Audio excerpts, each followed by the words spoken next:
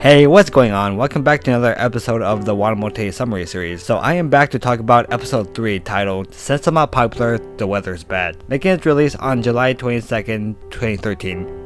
Also, before we get started, I want to quickly say that we recently reached 10 subscribers, and despite it being a small milestone, it's something I'm very thankful for, so thank you guys a lot for subscribing. Anyway, let's get into the episode. The episode starts off with a raining morning outside the high school. As everyone is walking in, Tomoko overhears these two girls talking about the rain, as one of them is complaining about the weather because the rain and the wind makes her hair frizzy.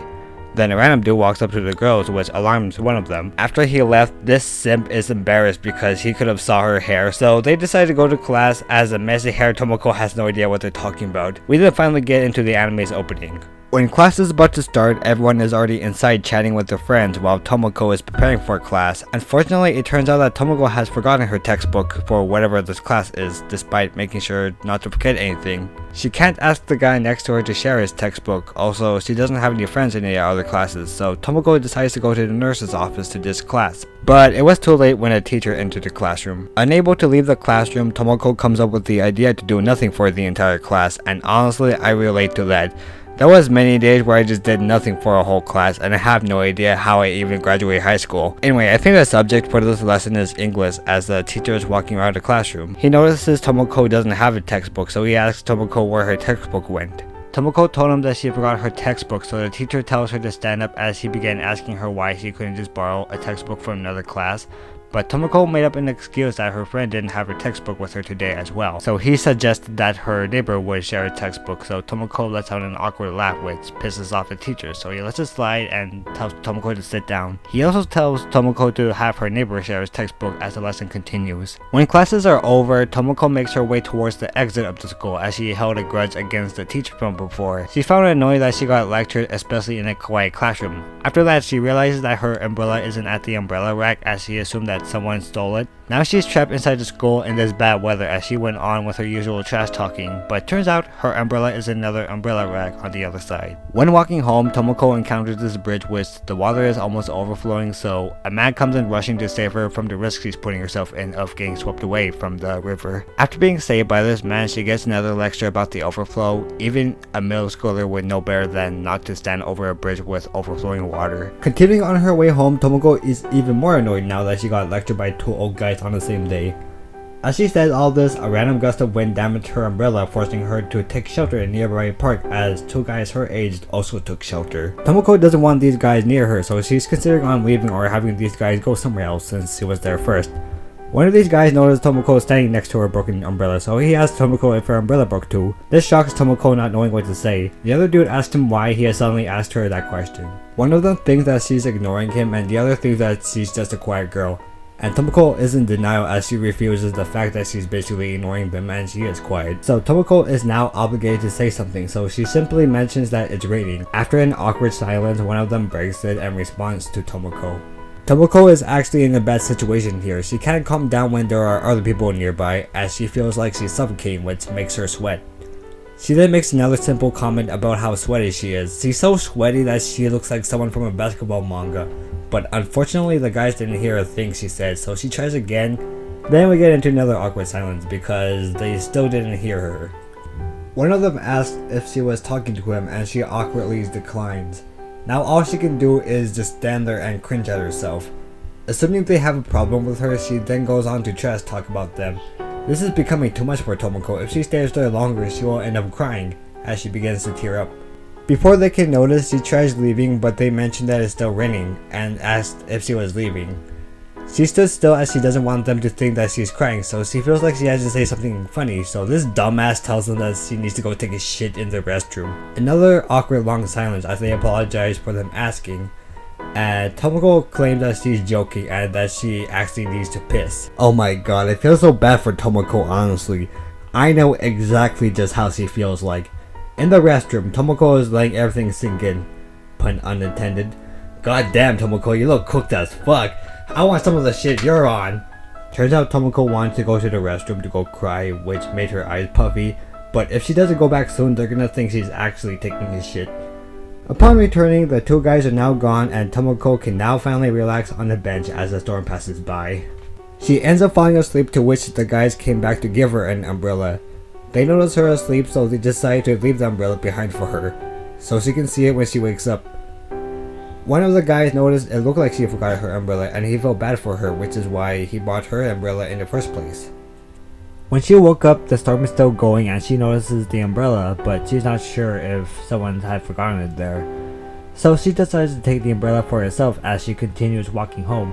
Halfway there, the storm had finally passed, and rays of sunlight is seen poking out of the clouds as Tomoko wished that a guy would be nice to her, even though that just happened not too long ago.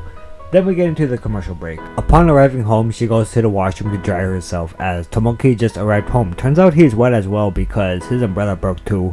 He goes to the bathroom to take a bath, but before he could open the door, it was slammed shut by Tomoko as she is still drying herself. Tomoki gets mad at Tomoko as he tries to enter the bathroom, but Tomoko is keeping it shut. The next day, Tomoko is having breakfast before school as he reflected from yesterday, which makes her not want to go to school. And to make matters worse, second period is gym class.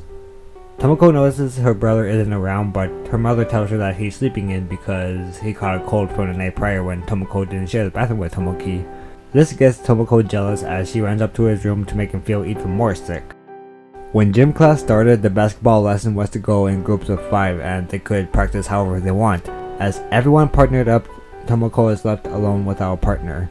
Since no one is noticing her, she thought she could just steal all the walls, but at the same time she doesn't want to do basketball practice, so she comes across this group of girls doing a psychological test. So she begins eavesdropping on them as one of the girls got it from the TV she saw yesterday.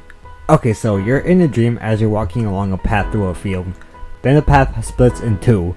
One path leads to a little grove and the other leads to a forest. If you decide to go back, it's a sign you're not a virgin. If you decide to go to the little grove, you're definitely a virgin. And if you choose the forest, you're definitely a celibate. Upon the results, Tomoko is shocked that she's celibate, which means she'd be avoiding marriage or sexual relations because of religious reasons. She lets it slide as she begins fantasizing again about her being a top-rate sniper. On the rooftop, Tomoko is about to take the shot as she's about to pull the trigger. She gets hit in the head with a basketball. Because of this, she got sent home after taking a basketball to the head. Upon returning to her bedroom, she gets excited as she managed to fake an illness during gym class, and she decides to email her friend Yu, who we saw from the last episode.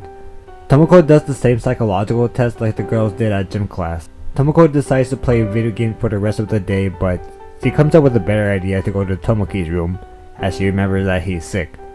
Then Tomoko enters his room and of course Tomoki isn't too happy about it. Tomoko wants to spend the rest of the day with him so she could catch his cold too, in order to avoid school tomorrow. So then she makes herself comfortable on the floor, and of course Tomoki is really confused and low-key pissed. Tomoko tells Tomoki that she will stay by his side because he's sick. Tomoko continues to annoy Tomoki as he realizes it's better to ignore her than talking to her, so he goes back to bed.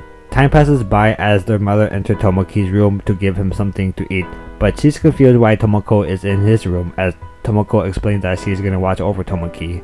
Their mother hands her the bowl and tells Tomoko to change Tomoki's towel on his head, to which she does. So time passes, Tomoko eats all the food that was supposed to be for Tomoki.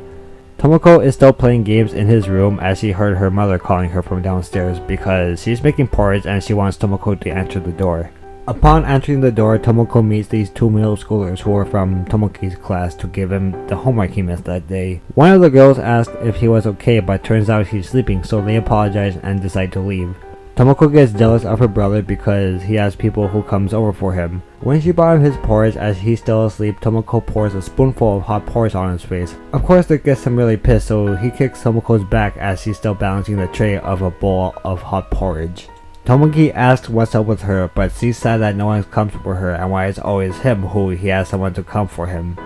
Of course Tomoki still thinks Tomoko is a pain in the ass as someone rang the doorbell because they're there for Tomoko. So this cheers up Tomoko only to find out that it was just a package delivery from Zagawa. And I'm pretty sure that smile is from the Amazon logo.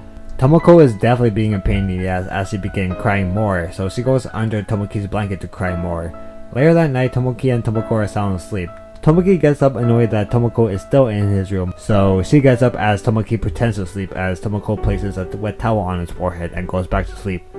Tomoki decides to just endure it. The next day in the evening, Tomoko is playing video games in her room as Tomoki entered her room to borrow a game, but Tomoko trash talks to Tomoki again as he's recovered.